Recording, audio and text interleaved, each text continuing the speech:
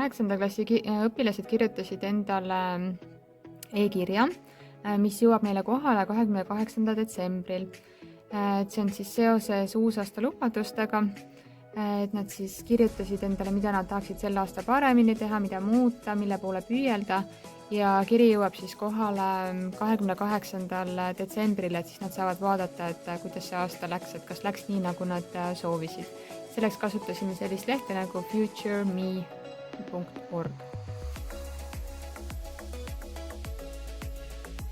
7. klassiga me rääkisime sel korral koolivaheajast natuke teistmoodi, et ma tegin Padleti sellise tahvli ja siis õpilased rääkisid või kirjutasid oma koolivaheajast kasutades ainult emojisid. Et ühtegi lauset midagi ei kirjutanud, ainult emojid. Ja siis pärast seda, kui kõik õpilased olid emojid ära kirjutanud või ära märkinud või postitanud, siis me kõigepealt rääkisime, õpilased moodustasid laused, et mida see inimene siis võis vaheajal teha. Näiteks minu oma on siin, et ma tegin enda oma kõigepealt näiteks, et nad siis moodustasid laused, et mida mina vaheajal tegin. Ja siis, kui me olime siit need, kõiki me ei rääkinud, aga valisime siit, osad hakkasid korduma, et osad postitused siis me vaatasime üle ja siis nad hakkasid pakkuma, et kes võis seda vaheajal teha, et siin näiteks oli koerapilt või kassipilt, siis paljused mõtlesid, et kellel on koera, kellel on kassi, või siin oli näiteks friikartulid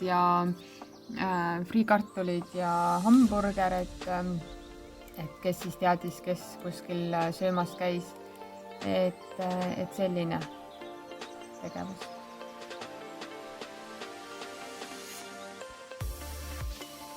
Kuna meil esimeses klassis hindeid ei panda, siis ma tegin osadele õpilastele sellise arengukaardi.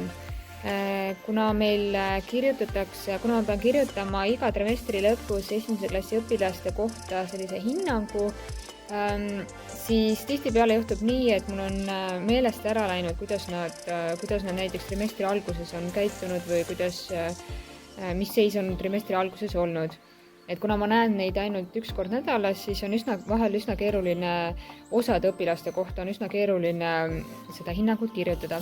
Et siis ma mõtlesin, et pärast igat tundi ma saan siis märkida, et kuidas ta tunnis käitus, kuidas ta tööd kaasa tegi ja siis siia või siis siia kõrvale saan märkmeid kirjutada, et siis peaks olema trimestri lõpus selle hinnangu kirjutamine natukene lihtsam.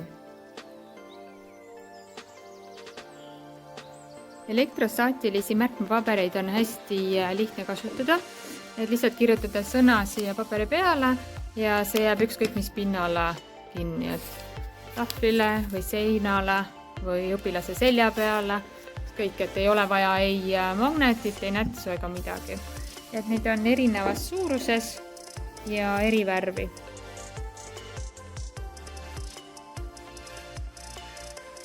Seitsmenda klassiga tegime sellist tegevust nagu Mystery Box. Et mul tütar meisterdas sellise kasti, kus on siis auk sees ja see käib siis niimoodi, et üks õpilane tuleb klassi ette, paneb käe siit sisse ja mina olen eelnevalt siis siia sisse mingi asja pannud. Et siit ma tegin pealt, panin selle velcroga, panin krõpsudega, et seda kinnitada, siis panin ühe väikese kandiku ja siia kandiku peale panen siis mingi asja. Nii, õpilane siis tuleb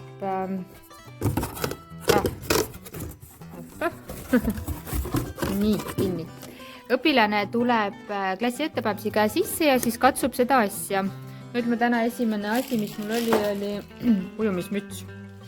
See oli siin sees, õpilane katsus seda ja siis kirjeldas teistele õpilastele, et mis tunde tekitab või nagu mis materjali seda tehtud on, kas ta on libe, kas ta on veniv, kas on kõva ja siis ta tõi nagu näited, et kui suur ta näiteks on, mida see tundub, et näiteks ta arvas, et tundub, et siia sisse saab midagi panna.